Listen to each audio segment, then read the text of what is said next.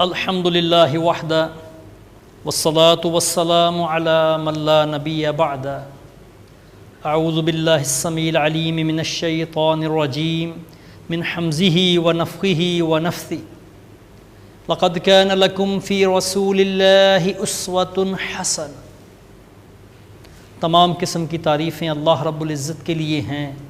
کہ جو اس کائنات کا اکیلا مالک ہے.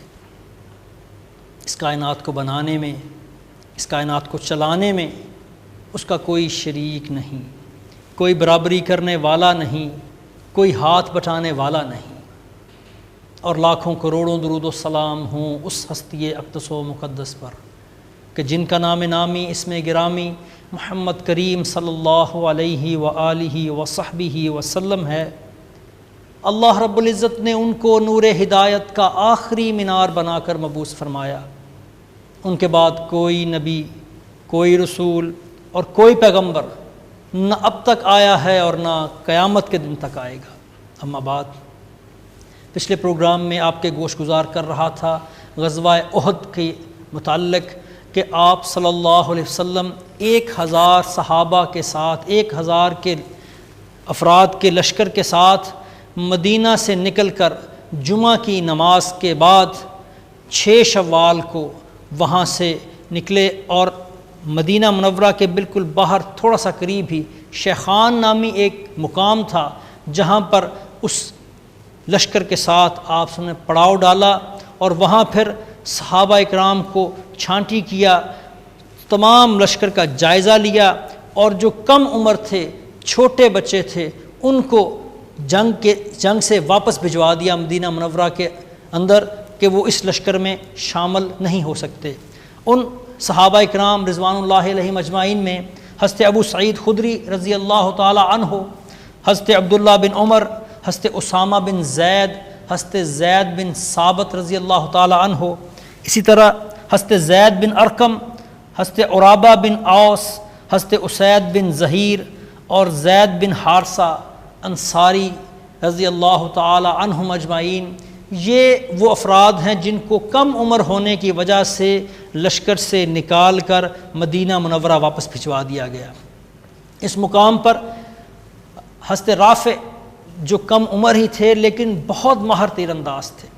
بڑا ہی نشانے پر تیر چلاتے تھے، ان کی اس صلاحیت کی بنا پر ان کو اجازت دے دی گئی کہ وہ اس غزوہ میں شمولیت اختیار کر سکتے ہیں. لیکن ایک اور صحابی حضرت سمرہ وہ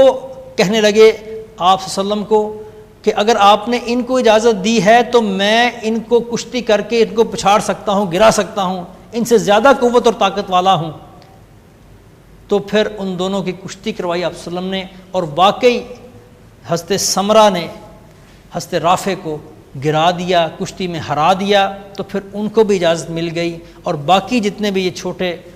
عمر کے نوجوان تھے ان کو مدینہ منورہ واپس بھجوا دیا گیا. اور رات کا قیام آپ صلی اللہ علیہ وسلم نے اسی مقام پر کیا اور صبح ہفتے کے دن پھر آپ صلی اللہ علیہ وسلم یہاں سے آگے احد کی جانب روانہ ہوئے. جب آپ صلی اللہ علیہ وسلم احد کے قریب پہنچے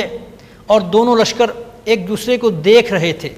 کہ اس مقام پر عبداللہ بن ابی بدبخت نے منافقانہ قدم اٹھایا اور اپنی خباثت کا اظہار کیا کہ وہ 300 افراد کو اپنے ساتھ لے کر مدینہ منورہ واپس چلا گیا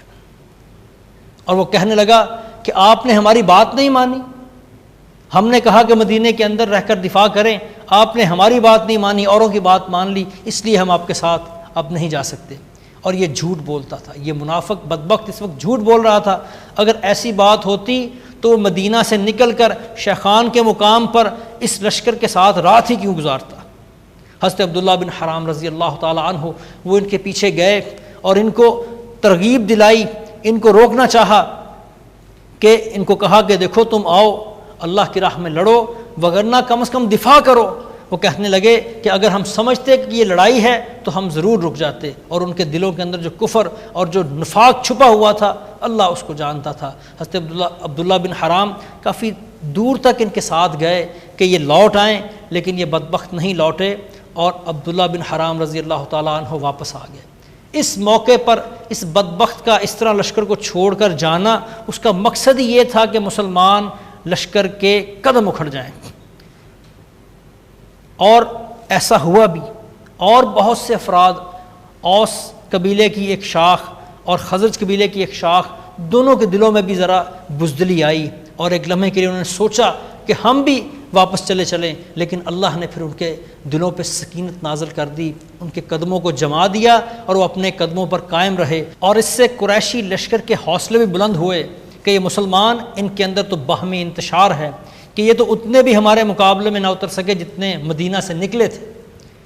لیکن اللہ تعالیٰ نے اس کی اس سازش کو، اس حرکت کو ناکام کیا کہ مسلمان جو صاحب ایمان تھے وہ اللہ کی راہ میں اس میدان میں ڈٹے رہے۔ پھر آپ نے فرمایا کہ کون ہے جو ہمیں اس راستے سے لے کر احد کے میدان میں پہنچے کہ یہ جو قریشی لشکر ہمارے سامنے ہے اس سے ہمارا واسطہ نہ پڑے۔ تو حضرت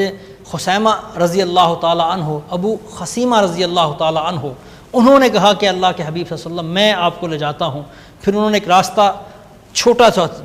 مختصر سا راستہ منتخب کیا کہ وہ اسلامی لشکر کو لے کر چلے، اور ایک باغ سے گزرتے ہوئے اس لشکر کو کراس کرتے ہوئے ان کے سامنے کی جانب احد پہاڑ کی جڑ میں جا کر انہوں نے قیام کیا۔ راستے میں وہ ایک ایسے باغ سے گزرے جو مربع نامی ایک منافق کا باغ تھا، وہ نابینا بھی تھا اور بوڑھا ہو چکا تھا۔ جب اس نے محسوس کیا کہ میرے باغ سے لشکر گزر رہا ہے تو اس نے کہا کہ اگر یہ محمد ہیں صلی اللہ علیہ وسلم تو میں ان کو اپنے باغ سے گزرنے کی اجازت نہیں دیتا۔ صحابہ نے کہا کہ اللہ کے نبی آپ اجازت دیں تو ہم اس کا سر قلم کر دیں۔ آپ فرمایا کہ اس کو چھوڑ دو، یہ تو آنکھوں کے ساتھ ساتھ دل کا بھی اندھا ہے۔ خیر مسلمانوں کا یہ لشکر مشرکین کے لشکر کو کراس کرتا ہوا سامنے کی جانب آ گیا، اور صورتحال یہ تھی کہ مسلمانوں کی پشت پر جبل احد، سامنے قریش کا لشکر اور سامنے مدینہ، یعنی مدینہ اور احد کے درمیان یہ صورتحال تھی کہ آپ صلی اللہ علیہ وسلم مدینہ سے نکلے اور ان کو کراس کرتے ہوئے اس طرح آئے کہ ان کا رخ مشرکین کی طرف ہو گیا، اور مدینہ کے درمیان اور مسلمان لشکر کے درمیان یہ قریش کا لشکر آ گیا۔ اگرچہ آپ صلی اللہ علیہ وسلم اس میدان میں بعد میں پہنچے، لیکن ہم دیکھتے ہیں کہ آپ صلی اللہ علیہ وسلم نے اپنے لیے اس جگہ کا انتخاب کیا جو جنگی لحاظ سے بہت بہتر تھی، کہ آپ صلی اللہ علیہ وسلم کی پشت اور دایاں سائڈ وہ جبل احد کے ذریعے سے محفوظ تھی کہ اس پہاڑ سے کچھ چڑھ کر اس طرف سے کوئی بھی حملہ آور نہیں ہو سکتا تھا۔ بائیں جانب کچھ راستہ خالی تھا، اور جبل احد کے ساتھ ایک چھوٹا سا ٹیلہ ہے بلند، جس کو جبل رماتا کے نام سے آج کل یاد کیا جاتا ہے۔ اس کے درمیان ایسی جگہ تھی کہ مسلمان لشکر کو پیچھے کی طرف سے شاہ سوار حملہ کر سکتے تھے۔ تو آپ صلی اللہ علیہ وسلم نے حضرت عبداللہ بن جبیر رضی اللہ تعالی عنہ، ان کی قیادت میں 50 صحابہ اکرام رضوان اللہ علیہم اجمعین کو مقرر کیا، اور ان کو سخت ہدایات دیں۔ ان کو کہا کہ اگر تم دیکھو کہ اللہ نے ہمیں فتح دے دی ہے، بین فتح دے دی ہے، اور مسلمان مشرکوں کو کاٹ رہے ہیں، ان کا مال غنیمت ضبط کر رہے ہیں، تو تم نے اس وقت تک اس درے کو، اس مقام کو نہیں چھوڑنا جب تک کہ میں نہ بلوا بھیجوں۔ اور اگر تم دیکھو کہ ہمیں شکست ہوئی، کافر ہمیں کاٹ رہے، حتیٰ کہ پرندے ہماری لاشوں کو اٹھا کر لے جا رہے ہیں، تو تم ہماری مدد کو مت آنا جہاں تک کہ میں تم کو بلوا بھیجوں۔ اس سخت ترین تاکید کے ساتھ آپ صلی اللہ علیہ وسلم نے یہاں پر ان 50 صحابہ اکرام رضوان اللہ علیہم اجمعین کو مقرر کیا، اور پھر باقی لشکر کو ترتیب دیا۔ باقی لشکر کی ترتیب آپ صلی اللہ علیہ وسلم نے یہ فرمائی کہ میمنہ پر حضرت منذر بن عمر رضی اللہ تعالی عنہ کو مقرر کیا، اور میسرہ پر حضرت زبیر بن عوام رضی اللہ تعالی عنہ کو مقرر کیا، اور ان کا نائب حضرت مقداد بن اسود رضی اللہ تعالی عنہ کو بنایا، اور حضرت زبیر کو یہ کام بھی سونپا کہ وہ خالد بن ولید کا جو رسالہ ہے، جو اس کا دستہ ہے، اس پر بھی نظر رکھیں گے، اور اس کی جو حرکات و سکنات ہیں اس کو نگاہ میں رکھتے ہوئے اس کی ہر کوشش کو ناکام بنانے کی کوشش کریں گے۔ اور اس بھرپور حکمت عملی کے بعد آپ صلی اللہ علیہ وسلم پچھلی جانب اپنے اس کیمپ کے قریب آ گئے جو پہاڑ کے اونچی جانب بنایا گیا تھا۔ اور اب اگر ہم دونوں لشکروں کا جائزہ لیں تو مسلمان ایک ایسی بہترین پوزیشن پر تھے کہ ان کا دایاں اور پشت وہ جبل احد کی طرف سے محفوظ تھی، بائیں جانب پر صحابہ اکرام کو مقرر کر کے اپنی اس سائٹ کو محفوظ کر لیا گیا، اور مسلمانوں کا کیمپ جو تھا وہ بلند مقام پر تھا کہ خدا نہ خواستہ اگر شکست ہو تو مسلمان بجائے اس کے کہ دشمن کے قبضے میں آ جائیں، قیدی بن جائیں، محفوظ طور پر اپنے کیمپ میں واپس چلے جائیں۔ اور اس کے مقابلے میں مشرکین کے لیے ایک نشیبی علاقہ اور ایک ایسا کیمپ کہ جس پر اگر واپس چلے بھی جائیں تو مسلمانوں کی دسترس میں رہے، اگر وہ بھاگتے ہیں تب بھی مسلمانوں کی دسترس میں، اگر مسلمانوں پر چڑھائی کرتے ہیں تب بھی ان کا زیادہ نقصان کر سکیں۔ اس حوالے سے یہ مقام اور یہ جگہ یہ زیادہ موزوں تھی، اور آپ صلی اللہ علیہ وسلم نے اس کا انتخاب کیا اور اس کی بہترین جو ہے منصوبہ بندی کی۔ ادھر مشرکین نے بھی اپنی کوشش کے مطابق اور اپنی جگہ کے مطابق اپنے لشکر کو ترتیب دیا، اور انہوں نے اپنے میمنہ پر یعنی دائیں جانب خالد بن ولید کو مقرر کیا، اور بائیں جانب اکرمہ بن ابی جہل اس کو مقرر کیا، اور پیدل فوج کی جو کمان ہے وہ صفوان بن امیہ کے سپرد کی گئی، اور ابو سفیان نے سپہ سالار اعظم کی حیثیت سے لشکر کے درمیان بڑے ہی حفاظتی حصار کے اندر اپنا جو جگہ ہے اس کو مقرر کیا، اور انہوں نے جو غلطیاں لشکر کی ترتیب میں بدر کے میدان میں ان سے ہوئی تھیں اس پر انہوں نے کافی حد تک قابو پایا۔ اس موقع پر ابو سفیان نے عبد الدار کے لوگوں سے بھی مکالمہ کیا، ان سے بھی بات کی جن کی ذمہ داری تھی کہ وہ علم بردار رہیں گے، جھنڈے کو اٹھا کے رکھیں گے، چونکہ بدر میں جب ان کا علم بردار نضر بن حارث وہ قید ہو گیا تو جھنڈا گر گیا تھا اور کسی نے اس کو نہیں اٹھایا تھا۔ تو ابو سفیان نے ان کو غیرت دلانے کے لیے کہا کہ دیکھو اگر تم جھنڈا نہیں سنبھال سکتے تو ہمارے اور اس جھنڈے کے درمیان سے ہٹ جاؤ، اگر تم اس اہل نہیں ہو، اس کے قابل نہیں ہو تو پوری قوم کو اس مشقت میں نہ ڈالو، کیونکہ بدر میں تمہارے آدمی کی گرفتاری کے بعد ہم جو ہے وہ ہمیں ہار کا سامنا کرنا پڑا تھا۔ تو اس پر عبد الدار والے بڑی غیرت میں آ گئے، اور طلحہ بن ابو طلحہ وہ بڑے غصے میں آیا اور اس نے کہا کہ کل ابھی جب یہ میدان لگے گا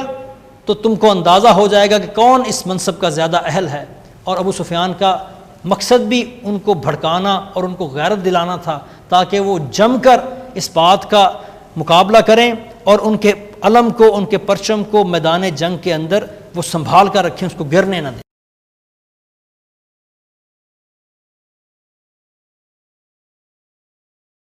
علم برداروں کو غیرت دلانے کے بعد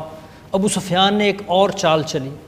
بظاہر یہ چال بہت بودی تھی، بہت ہلکی تھی، لیکن اس کی دانست میں اس کو یہ خیال تھا، وہ سمجھتا تھا کہ شاید اس سے مجھے کچھ فائدہ پہنچے گا، کہ اس نے انصار کے سرداروں کو پیغام بھجوایا کہ دیکھو ہم تم سے لڑنے نہیں آئے،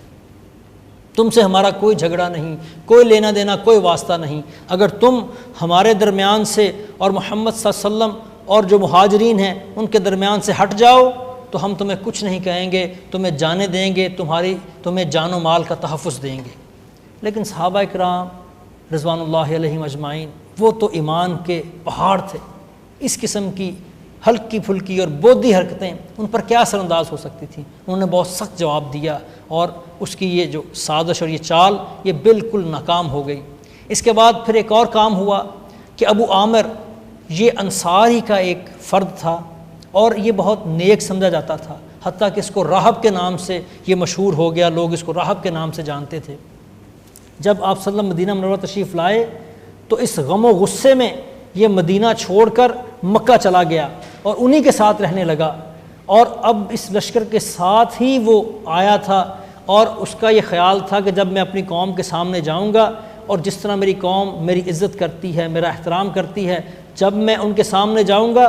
وہ میری اقتدا کریں گے اور آپ صلی اللہ علیہ وسلم کا ساتھ چھوڑ کر میرا ساتھ دیں گے اور اس لشکر سے علیحدہ ہو جائیں گے۔ تو وہ باہر نکلا اور اس نے کہا کہ لوگوں مجھے پہچانتے ہو، میں ابو عامر ہوں۔ تو لوگوں نے کہا او بدبخت، او فاسق، او فاجر، یہ تو ہے، اللہ تیرا چہرہ جو ہے وہ کامیاب نہ کرے۔ اس طرح کی بات کہی تو کہنے لگا کہ میرے بعد میری قوم جو ہے وہ آزمائش کا شکار ہو گئی ہے، اور پھر وہ ناکام اور نامراد ہو کر وہ بھی واپس آ گیا، اور اس کے بعد پھر دونوں لشکر بالکل آمنے سامنے آئے اور جنگ کے لیے ایک دوسرے کے لیے تیاری کرنے لگے۔ اس دوران پھر آپ صلی اللہ علیہ وسلم نے صحابہ اکرام رضوان اللہ علیہم اجمعین کو مزید جوش دلانے کے لیے اور ان کو مزید ان کے اندر ایمانی قوت پیدا کرنے کے لیے اپنی ایک تلوار لہرائی اور فرمایا کون ہے جو اس تلوار کو لے اور اس کا حق ادا کرے؟ حضرت عمر فاروق رضی اللہ تعالیٰ عنہ نے اس تلوار کو مانگا اور گزارش کی کہ میں اس کا حق ادا کروں گا۔ حضرت علی رضی اللہ تعالیٰ عنہ انہوں نے بھی اس تلوار کو مانگا کہ اللہ کے حبیب میں اس تلوار کا حق ادا کروں گا۔ حضرت زبیر بن عوام بھی اس تلوار کے امیدوار بنے اور درخواست کی، لیکن حضرت ابو دجانہ رضی اللہ تعالیٰ عنہ وہ آگے بڑھے اور انہوں نے گزارش کی کہ اللہ کے حبیب اس تلوار کا کیا حق ہے؟ آپ فرمایا کہ اس تلوار کا یہ حق ہے کہ تو اس کے ساتھ دشمن کے چہرے کو مارے حتیٰ کہ یہ ٹیڑھی ہو جائے۔ تو کہنے لگے کہ اللہ کے حبیب پھر میں اس تلوار کا حق ادا کروں گا۔ تو آپ صلی اللہ علیہ وسلم نے پھر وہ تلوار حضرت ابو دجانہ رضی اللہ تعالیٰ عنہ کو عنایت فرمائی۔ اور ابو دجانہ یہ وہ صحابی ہیں کہ جنگ کے موقع پر وہ سرخ رنگ کی پٹی باندھ لیتے اور بہت اکڑ کے بڑے ہی فخر کے ساتھ چلتے، اور ایسے انہوں نے کیا۔ آپ صلی اللہ علیہ وسلم کی تلوار کو لیا اور سرخ پٹی باندھ لی اور بڑے ہی فخر اور تکبر کے ساتھ وہ صفوں کے اندر چلنے لگے۔ آپ فرمایا کہ یہ چال اللہ کو ناپسند ہے مگر اس موقع پر اچھی لگتی ہے۔ ان موقعوں پر اللہ کو یہ چال پسند آتی ہے کہ بندہ اللہ کی راہ میں نکلے اور دشمن کو خوف زدہ کرنے کے لیے، اس پر اپنا رعب جمانے کے لیے وہ ایسے اقدامات کرے، ایسے چلے کہ وہ دشمن رعب زدہ ہو جائے۔ اس طرح مشرکین کے لشکر میں بھی ان کو غیرت دلانے کے لیے جو عورتیں ساتھ آئی تھیں انہوں نے اشعار پڑھنا شروع کیے اور ان کو جوش دلانا شروع کیا، اور دف بجا بجا کر انہوں نے اشعار پڑھنے لگی کہ اگر تم آگے بڑھو گے، پیش قدمی کرو گے، حملہ کرو گے تو ہم تم کو اپنے سینے سے لگائیں گی، اگر تم پیچھے مڑو گے، بھاگو گے تو ہم تم سے علیحدہ ہو جائیں گی، اور دیگر اشعار اس قسم کے جو قومیت پر، قومی عصبیت کے اوپر مبنی تھے، وہ اشعار پڑھ پڑھ کر انہوں نے اپنی قوم کو جوش دلانا شروع کیا۔ اور پھر یہ مارکا شروع ہوا، اور مارکے کا پہلا ایندھن طلحہ بن ابی طلحہ بنا جو علم بردار تھا، عبد الدار سے اس کا تعلق تھا، اور وہ مسلمانوں کو للکارتا ہوا باہر نکلا۔ وہ اونٹ پر سوار تھا اور اس کی اس بڑی ہوئی شجاعت اور اس دلیری کی وجہ سے عام مسلمان کترا رہے تھے کہ اب اس کا کون مقابلہ کرے، کہ اتنے میں حضرت زبیر بن عوام رضی اللہ تعالیٰ عنہ وہ مسلمانوں کی صفوں سے باہر آئے۔ وہ شیر کی طرح جست لگا کر انہوں نے ایک جمپ لگایا اور وہ اونٹ کے اوپر چڑھ گئے، اس کو اپنی بغل میں اپنے کنٹرول میں کیا اور اس کو لے کر اونٹ سے نیچے کود گئے اور اپنی تلوار سے اس کو ذبح کر دیا۔ لمحوں کے اندر یہ کام ہوا کہ ایک دم وہ چڑھے، اس کو اپنی لپیٹ میں لے کر اونٹ سے گرایا اور ذبح کر دیا۔ اور آپ صلی اللہ علیہ وسلم بہت خوش ہوئے اور فرمایا کہ ہر نبی کا ایک حواری ہوتا ہے، اور میرے حواری وہ زبیر بن عوام رضی اللہ تعالیٰ عنہ ہے۔ طلع البدر علينا طلع البدر علينا طلع البدر مشرکین کے علم بردار طلحہ بن ابی طلحہ کے ایک دم سے قتل ہو جانے کے بعد پھر عام جنگ شروع ہو گئی، اور مجاہدین کی طرف سے، مسلمانوں کی طرف سے جنگ کا مرکز وہ علم برداروں کی یہ جماعت تھی، اور مسلمانوں نے اسی کو ہٹ کیا، اسی پر اپنی پوری قوت اور اپنی جمعیت کو جو لگا کے رکھا کہ اگر ان کے علم برداروں کو کاٹ دیا جائے اور ان کا پرچم گرا دیا جائے تو پھر لشکر جو ہے وہ بکھر جائے گا اور مسلمانوں کو فتح حاصل کرنے کے لیے بڑی آسانی ہو جائے گی۔ تو جب ان کا پہلا علم بردار طلحہ بن ابی طلحہ، اس کو زبیر بن عوام رضی اللہ تعالیٰ عنہ نے ذبح کر دیا، تو اس کے بعد اس کے بھائی عثمان بن ابی طلحہ نے پرچم اٹھایا، اور وہ یہ کہتے ہوئے نکلا کہ علم برداروں کا کام ہے کہ وہ نیزے کو خون سے رنگین کر دیں یا نیزہ ٹوٹ جائے۔ یہ کہتا ہوا جب وہ باہر نکلا